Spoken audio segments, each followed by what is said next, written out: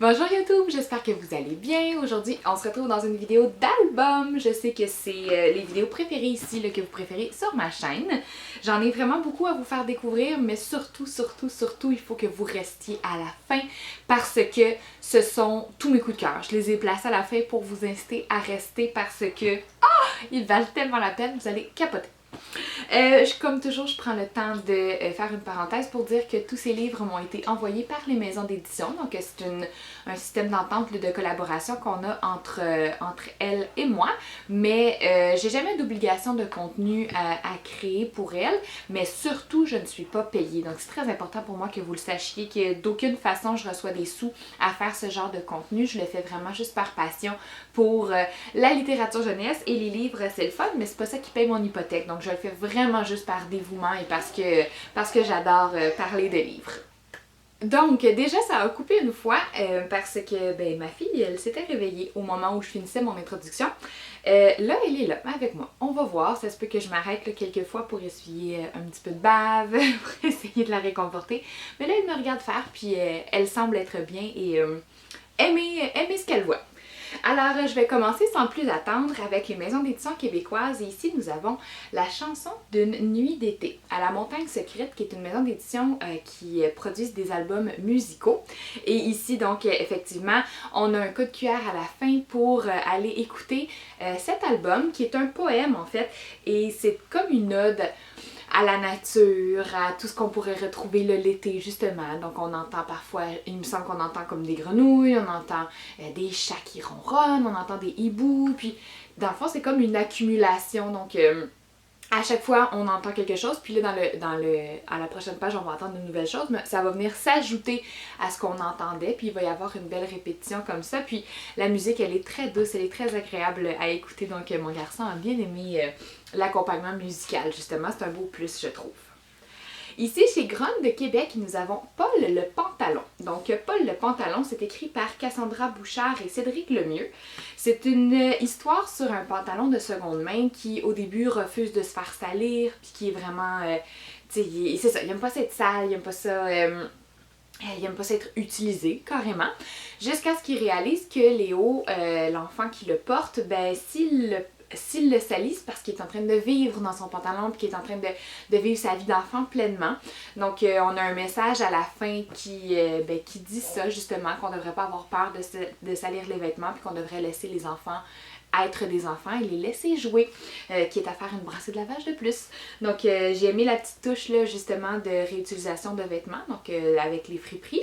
Mais voilà, donc c'est sûr que c'est un message qui est très, dicté. Là, à la fin, on a vraiment un paragraphe qui nous dit c'est quoi le message qui est à interpréter de l'œuvre. Généralement, personnellement, je préfère quand le message est plus subtil puis que le lecteur se l'approprie de la façon qui résonne en lui.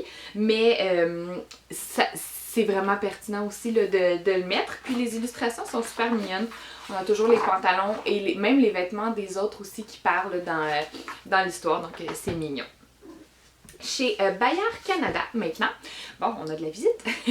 Ici, on a Le prisonnier sans frontières de Jacques Goldstein. En fait, c'est la version 10e anniversaire. Moi, je suis plus que fan. Je pense que s'il y avait une fan numéro 1 de Jacques Goldstein, ça serait moi. Et je suis prête à me battre pour me défendre.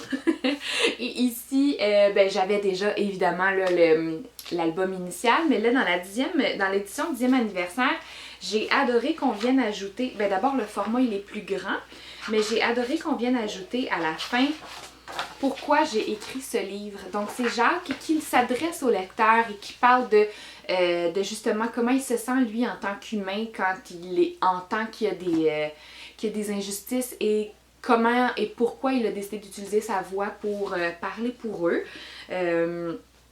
Moi, Jacques, là, c'est mon Jacques. Comme je vous dis, je l'adore tellement. Alors, félicitations pour les 10 ans de cette œuvre magnifique. Si vous ne la connaissez pas, donc Le prisonnier sans frontières, c'est une personne qui... C'est un album sans texte, d'abord, donc déjà super intéressant. Mais c'est une personne qui ose exprimer un désaccord envers son gouvernement et qui sera interné. Et il va, dans le fond, se faire envoyer des lettres. Le gardien va toujours les détruire au début, mais à un moment donné, ils vont comme se faire inonder de lettres jusqu'à ce que les lettres vont lui permettre là, de se libérer. C'est super métaphorique. Il y a plein d'affaires à interpréter, justement. C'est pas textuellement dit parce qu'il y a carrément pas de texte, mais c'est en collaboration avec Amnesty International et on peut aussi joindre ce magnifique album à un marathon d'écriture où on peut écrire à des prisonniers qui sont injustement, dans le fond, emprisonnés dans d'autres pays. Donc vraiment, c'est un bijou. Puis c'est malheureusement encore plus d'actualité avec ce qui se passe chez nos voisins du Sud. Donc, c'est merveilleux. Bravo pour cette 10e édition, 10e anniversaire de l'édition. Et toujours chez Bayard Canada, nous avons Du jardin à ton assiette, une histoire pour les petits. Dans le fond, c'est une histoire avec les mois de l'année et qu'est-ce qu'on peut faire dans le jardin. Puis, la petite touche bien agréable, c'est qu'on a toujours soit une recette, soit des informations complémentaires comme ça. Donc ça se veut un peu un documentaire en même temps, si je peux me le permettre, là. Mais ici on a par exemple une salade fleurie, parce qu'on est au début de l'année, donc on n'a pas encore on est au début de la saison, on n'a pas encore les fruits et les légumes, mais on a plein de fleurs, puis on parle des fleurs comestibles. Ensuite, bien, on parle de compote, fraises rhubarbe. C'est toujours des recettes qui sont adaptées pour les enfants. Donc, je pense que pour les petits, puis pour ceux aussi qui font l'enseignement pédagogique à l'extérieur, ça pourrait être vraiment chouette à ajouter dans votre calendrier. Chez Bagnole, nous avons 4 nouveaux titres. Je commence ici avec Le Petit Gadget qui n'avait pas d'étiquette. Donc, quand je parle d'un album qui a un message qui est à interpréter, qui n'est pas textuellement dit, celui-là, c'en est un. Donc, on est dans un magasin où il y a plein de gadgets pour absolument tout. Déjà, là, les enfants, au départ, vont vraiment adorer ça parce qu'il y a des choses pour n'importe quoi. Il y a des épluches cornichons, il y a des... imaginez un gadget, je vais pas dire inutile, mais un gadget un peu loufoque, il l'a dans le magasin. Mais il y a un gadget qui n'a pas d'étiquette, donc il ne sait pas ce qu'il est. Il va faire le tour du magasin, puis à chaque fois, les objets vont faire comme « Ah, tu pourrais me ressembler, tu pourrais faire la même chose que moi, mais tu n'as pas d'étiquette, donc c'est sûr que tu peux pas être la même chose que moi. » Donc il y a un peu aussi, justement, là, les fameuses étiquettes, les fameux stéréotypes, soit de genre, soit sexuel, soit peu importe, qu'on attribue à quelqu'un. Là ici, à la toute fin, on va voir que le gadget peut faire plein de choses parce qu'il n'a pas d'étiquette, justement. Donc voyez-vous comment, quand je vous dis, il y a plusieurs façons d'interpréter le message de l'œuvre et je pense que c'est un album qui pourrait se lire tant avec les petits qu'avec les plus vieux parce que le message va évoluer également là, avec le lectorat. Donc on va pouvoir aller pousser plus loin encore plus les plus vieux. Ici, C'est qui Dieu, grand-maman? J'ai beaucoup aimé cet album. C'est un album qui est plutôt grand, donc il est séparé en chapitres. Donc on a, j'ai pas compté le nombre de pages, c'est pas 65 pages. Donc c'est un album plus volumineux parce que ce sont deux enfants qui arrivent dans une école, de nouveau dans le voisinage, et ils vont se lier d'amitié jusqu'à ce qu'un moment donné, il y en a un qui va répéter souvent comme « Oh mon Dieu » ou « Merci mon Dieu » ou... Et là, la petite fille, il va faire comme « Mais c'est qui Dieu? » Donc elle va demander à sa grand-maman. Sa grand-maman va pas vraiment lui répondre. Elle va demander à ses parents, sa mère, son père. Puis elle va aussi être confrontée qu'elle a un entourage qui est plutôt athée. Donc qui ne croit pas vraiment... qui n'est pas religieux, qui croit en aucun Dieu, alors que donc son nouveau meilleur ami, lui, il croit en Dieu. On ne sait pas c'est quoi, c'est pas nommer sa religion, puis c'est pas ce qui est important, mais lui, il croit en Dieu, puis on va parler des valeurs de sa religion. Mais elle va être confrontée que, elle aussi, elle a des valeurs, mais ils font pas partie d'une religion. Puis ils vont faire des comparatifs aussi avec le Père Noël, qui, soit dit en passant, je sais pas s'il y a des enfants qui écoutent, là, mais il y a des informations importantes sur le Père Noël que s'il y a des oreilles ou des yeux qui ne devraient pas voir, je le conseille pas pour ça, si vous voyez ce que je veux dire. Mais bref, donc voilà, c'est un album où on vient parler, ça va jusqu'à loin, ça va jusqu'à les guerres religieuses, puis dans le fond, les deux enfants vont se chicaner à cause du fameux Dieu, puis mais ils vont se réconcilier, puis bref, c'est comme un aspect, j'ai vraiment aimé, je pense qu'en CCQ, il y a quelque chose qui pourrait être intéressant là, à aller aborder avec les élèves, parce que oui, on parle de religion, mais on va au-delà de ça, puis on parle surtout des valeurs personnelles là, de chacun. Oups, un petit régurgie. Je vais aller te nettoyer ça. Oh, ça doit faire du bien, ça, ma popoune. Oh oui. Oh, là, t'es libérée. Ensuite, nous avons c'est quoi la gentillesse? Toujours chez La Bagnole. Alors, on a ces deux petites créatures qui vont essayer d'expliquer au lecteur qu'est-ce que c'est la gentillesse. Ils vont donner plein d'exemples concrets de gestes et des contre-exemples aussi, si je me souviens bien. Et donc, ça ressemble à quoi la gentillesse? Puis, j'ai eu l'idée de le jumeler avec un livre, un album que je vous ai parlé dans la précédente vidéo qui était Le Grand Livre des Super Gentils aux éditions Pierre Fouettard, parce que je trouve que les deux, lui ici on est plus narré, alors que lui ici on est un petit peu plus documentaire et on vient vraiment expliquer c'est quoi la gentillesse, toujours dans des mots d'enfants et toujours dans des exemples concrets pour les enfants, mais les deux ensemble, je pense qu'ils pourraient faire une super belle paire pour parler, encore une fois, peut-être en CCQ des valeurs et peut-être même en début d'année scolaire, là, pour parler que nous, la gentillesse, c'est quelque chose qui est important dans nos valeurs de classe. Donc, c'était une petite idée que j'ai eue pour vous. Le dernier de La Bagnole, c'est Brouillon, écrit par Lou Beauchesne. Donc, Brouillon, c'est un dessin qui a été abandonné. Donc, on voit ici le dit dessin. Il va flotter, puis il va donc espérer que quelqu'un le reprenne par terre, mais tout le monde va comme l'ignorer, jusqu'à ce qu'une petite fille, elle va le voir, puis elle a de l'énergie, elle a de l'imagination, puis elle va essayer d'aider donc le dessin. Donc, elle va essayer de l'embellir et tout. Mais elle va se fâcher, elle va se frustrer parce qu'il n'y aura pas le résultat attendu.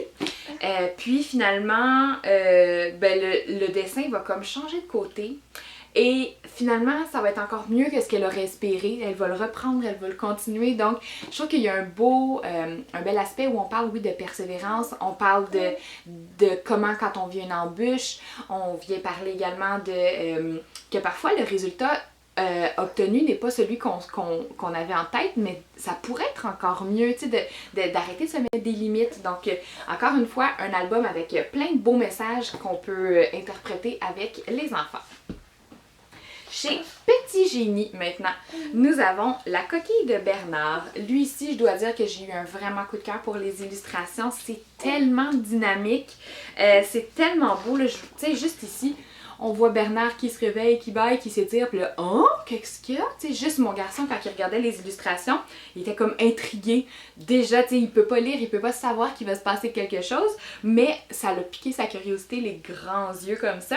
Et à l'intérieur, j'aime beaucoup les différents plans. Ici, on est en plan de haut avec les mouettes qui regardent le Bernard l'ermite et qui aimeraient donc le déguster. Ici, oups, on a un gros plan du Bernard qui essaie de se trouver une nouvelle coquille en fait. Il a essayé une canne de conserve, ça fonctionne pas. Puis finalement, il va rentrer dans une bouteille puis il va rester coincé. Et c'est une jeune fille qui va l'aider. Une jeune fille qui ramassait des coquillages et elle va faire deux réalisations en fait. Elle va réaliser en fait, la première chose c'est que les coquillages ça appartient à la nature puis qu'on devrait les laisser dans la nature parce qu'il y a peut-être des espèces qui en auraient besoin comme dans ce cas-ci Bernard l'ermite. Mais elle réalise également que les déchets peuvent avoir un impact là, sur la faune marine et donc avec toute sa famille ils vont ramasser les déchets. Donc deux beaux petits messages là, puis un album souple comme ça, c'est toujours agréable à lire aux enfants. Ici, nous avons Bobo et les peurs invisibles, toujours chez Petit Génie, c'est écrit par Mélanie Foster. Et c'est super cute parce que c'est un gros ours qui a souvent des craintes. Il se laisse envahir par tous les ici. Il a vraiment peur, il veut pas aller à l'extérieur, il veut pas faire des rencontres. Mais il va avoir une rencontre imposée, si je peux dire, avec Rose Abeille, qui était le raton. Et le raton va l'aider à vivre avec cette anxiété-là. Donc, il y a des pages complètes où on apprend à l'ours à faire des respirations. Donc, vous comprendrez qu'avec l'enfant, ça peut être super le fun d'imiter l'ours. Ensuite, on l'apprend c'est quoi après les... il y a... Ah oui! Aussi la technique de... Je sais pas, j'ai pas les bons mots là, pour l'expliquer puis pour dire quelle est cette technique, mais d'aller identifier avec nos sens qu'est-ce qu'on voit, qu'est-ce qu'on entend, qu'est-ce qu'on ressent pour s'ancrer dans le moment présent. Donc, je pense que c'est un livre que je lirais assurément dans un but de faire un enseignement en psychoéducation là, avec un enfant sur les habiletés à gérer ses émotions. Puis, même si mon coco, tu sais, il est encore jeune, il a 2 ans et demi, mais même s'il n'est pas nécessairement anxieux en ce moment, je pense que c'est ces techniques-là, je me dis, plus tôt on les enseigne, plus tôt sont acquises et plus vite ça peut avoir un impact là, dans son contrôle et dans sa gestion de ses émotions. Donc, en plus, les illustrations sont très belles dans l'album également. Et là, on arrive vers tous mes coups de cœur. On s'entend, là, je les ai tous trouvés très bons, les albums, ce mois-ci, mais là, j'ai vraiment des coups de cœur pour ceux-ci. Je vais commencer par Plus gros que le ventre. Je sais pas, on dirait que la couverture me disait quelque chose, mais peut-être que c'est une réédition ou pas, peut-être que c'est une nouveauté aussi. Déjà, Plus gros, on voit que le S, le monstre est en train de le manger. Et le monstre, j'avoue que je le lisais, puis il me faisait particulièrement peur, parce que dans le fond, le monstre, ici, il fait dodo, faut pas le réveiller, mais plus on va avancer les pages, là ici, il va se lever, il va avoir mangé toutes les pommes. Il va avoir mangé toutes les feuilles, il va avoir mangé toutes les arbres, il va avoir mangé les vaches. Et là, il va regarder le lecteur et il va s'approcher du lecteur. Et les illustrations fonctionnent bien, là. Voyez-vous comment il est intimidant? Genre, il est vraiment angoissant. Et là, il va avancer de plus en plus dans les pages. Voyez-vous, le plan approche. Puis moi, je faisais exprès, j'avançais le livre à mon garçon, puis il reculait, il aimait pas ça. Lui aussi, ça l'a mis mal à l'aise, donc c'est définitivement réussi. Et je vous laisse, dans le fond, découvrir si le monstre va manger le lecteur ou qu'est-ce qui va se passer à la fin. Mais définitivement, là, j'ai adoré là, avec mon coco la lecture. Il m'a demandé, on a fini le livre, puis il m'a demandé encore dans la seconde qui a suivi là, la fin de la lecture. Ça ici, je le sais que c'est une réédition parce que le livre, je le connaissais déjà. Donc, il a été republié. Ça faisait des années qu'il était plus disponible en librairie. Et c'est d'un duo que j'adore, donc Michael Escoffier et Mathieu Maudet. Ce sont tous les mots n'existent pas, pardon. Et c'est... On s'amuse avec la langue, on s'amuse avec un mélange de voyelles, de syllabes pour créer des mots.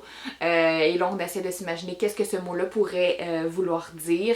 Ensuite, on imagine un gadget, puis on imagine comment on pourrait l'appeler. C'est vraiment pour dire qu'on peut s'amuser, puis c'est juste rendre la langue française festive, j'ai envie de dire, avec les enfants. Puis pour rire aussi, puis je pense que les enfants, tu sais, je les imagine, là, les tout petits, là, vraiment au premier cycle, s'amuser puis rire. Puis même au présco pour un éveil à l'écrit également, ça peut être super intéressant. Le petit rat tatinet de Jérôme Camille. Jérôme Camille, je l'adore. J'ai eu la chance de le rencontrer en plus au Salon du Livre l'année dernière. Et je dois dire que en tout cas, lui, c'est vraiment un coup de cœur, là, comme... Dans ces derniers, là, je dois dire que celui-là, c'est vraiment mon préféré. Donc, Un rat tatinet, c'est un livre de théâtre d'ombre. Donc, vous savez que tout ce qui est mis en page... Jérôme Camille travaille excessivement bien sur... en dehors du texte, donc les pages de garde sont importantes, tout est important pour Jérôme Camille dans ses œuvres. C'est vraiment un livre que je lirais avec les plus vieux parce qu'il y a beaucoup de choses tant à comprendre, l'humour est vraiment plus sophistiqué, là, donc on n'est pas dans un album pour les petits. Et donc, Théâtre d'ombre, on vient raconter, c'est qu'en plus on vient un peu raconter, c'est un mélange entre Barbe Bleue et le petit pousset. Donc, au lieu d'être un petit pousset, ce sont des rats. Mais voilà, donc on a ce mélange-là. Je vais juste essayer d'aller vous montrer quand on tombe. Donc, on est dans un théâtre d'ombre, puis on se fait raconter une histoire, qu'on comprend qu'on est dans un théâtre, jusqu'à ce que, ici, crac, et là, la prochaine page, on voit concrètement c'était quoi le théâtre d'ombre. Mais là, l'histoire, elle aurait pu se terminer comme ça. Donc, le rideau qui tombe, puis fin. Mais non, parce que les rats, le personnage ici va comme prendre vie et va devenir la narratrice de l'histoire et va inciter à ce qu'au lieu d'être un théâtre d'ombre, ça devienne une pièce de théâtre et que les deux rats qui jouaient donc les ombres deviennent les personnages de l'histoire puis qu'il termine l'histoire qu'il était en train de raconter avec le Barbe Bleue, avec l'océan, les pirates et tout. C'est vraiment bon parce qu'on s'attend pas du tout à ce que le personnage prenne vie, qu'il devienne donc la narratrice. Après, ce qui se passe dans l'histoire, c'est drôle. Puis la chute, une chute à la Jérôme Camille, j'ai adoré. Non, vraiment, j'ai vraiment particulièrement aimé celui-là. J'ai déjà hâte de retourner en classe là, pour le lire. Puis, tu sais, juste vous montrer un exemple, quand je vous dis là, que Le format du livre est important. Donc ça, c'est la première de couverture. Puis regardez la quatrième. Donc c'est l'envers de la couverture. Tout est réfléchi, tout est génial. C'est vraiment un bijou qui est excessivement riche pour les plus vieux. Je le mettrais soit dans un réseau sur Jérôme Camille. Il y en a tellement fait que ça pourrait être super pertinent à aller faire l'analyse avec les élèves. Mais sinon, juste sur un réseau sur l'humour aussi. Là, moi, il m'a bien eu. Et je termine avec un autre énorme coup de cœur de chez la maison d'édition Kilowatt, et c'est Les ours sont là. Les ours sont là, ce que j'ai adoré, encore une fois, on est dans un album pour les plus vieux. Et ce que j'ai adoré, c'est qu'il n'y a pas... Il n'y a pas d'époque de mentionner, il n'y a pas de religion de mentionner, il n'y a pas de lieu de mentionner. Tu me regardes avec des sourires. Il y a juste des... c'est un album qu'on peut utiliser dans n'importe quel contexte pour appuyer un événement qui se produirait dans l'actualité, par exemple, quand on veut essayer d'éveiller de la bienveillance, quand on veut essayer d'expliquer aux enfants, puis avec des mots d'enfants parfois, parce que tu sais, si je pense aux guerres en Palestine là, qui se passent, puis au génocide, ben clairement ici, on pourrait utiliser cet album-là parce que c'est pas nommé, mais on peut transposer la réalité de l'album avec ce qui se passe dans l'actualité. Et donc, Les ours sont là. C'est un album où il y avait un village. Les ours sont arrivés dans le village. Ce sont des humains qui sont dans le village. Et les ours ont essayé de cohabiter. Au début, c'était comme un peu fragile, mais finalement, ça a vraiment bien fonctionné. Puis ça a fonctionné pendant super longtemps, la cohabitation entre les deux. Jusqu'à ce qu'un moment donné, ben, les humains commencent à se tanner de la présence des ours. Commencent à les trouver pas humains, puis à être... c'est ça, à être tannés là, de leur présence.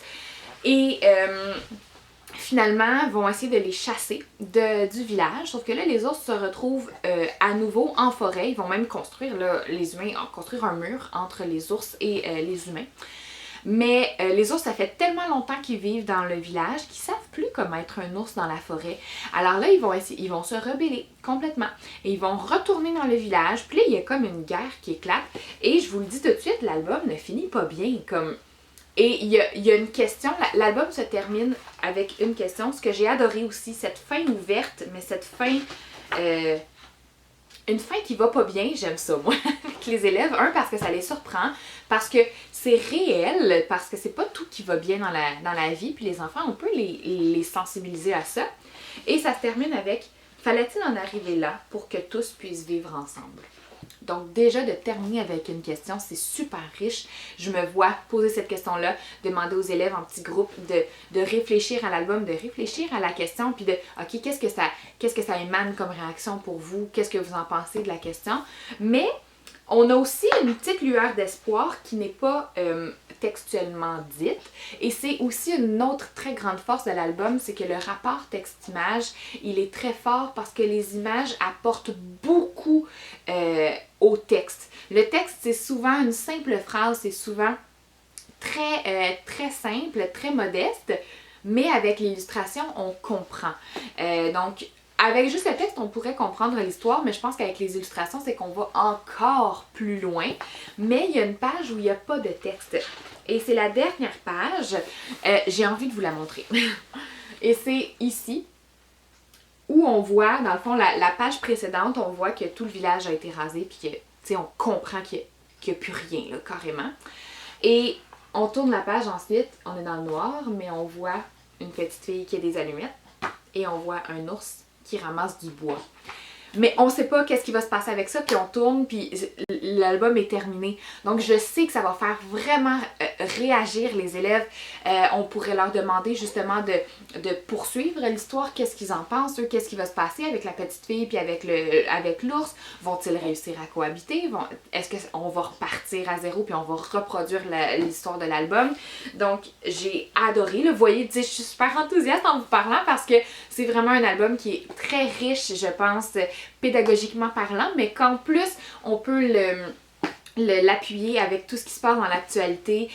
On peut s'en servir pour faire émerger des réactions qui sont bienveillantes, qui vont faire réagir d'abord donc les élèves, mais qui vont peut-être pousser à à avoir des petites valeurs un petit peu plus humaines, l'un envers l'autre, j'ai envie de penser. Donc, on est en train d'éduquer des citoyens de demain. Donc, ce genre d'album-là, ça peut avoir un bel impact, je pense. Comme une petite graine qu'on sème, puis qu'on sait pas est-ce que dans 30 ans, cet album-là, puis ces valeurs-là qui vont avoir été discutées dans l'album, va avoir fait une belle plante de la petite graine. On le sait pas. Hey, j'ai réussi à tout faire la vidéo. Merci ma popoune qui est là, qui gigote sur son petit tapis d'éveil à côté de moi. J'espère que vous avez apprécié, que vous avez fait des belles découvertes. C'était vraiment un beau mois. Je sais pas si vous êtes d'accord avec moi, là, mais moi vraiment ce mois-ci, j'ai vraiment adoré. La semaine prochaine, ce sera une vidéo, vous choisirez là, si vous préférez les documentaires ou d'autres tout carton. J'en ai reçu encore beaucoup là, la semaine dernière. Et bien, on se retrouve dans une prochaine vidéo. Merci, bonne fin de journée!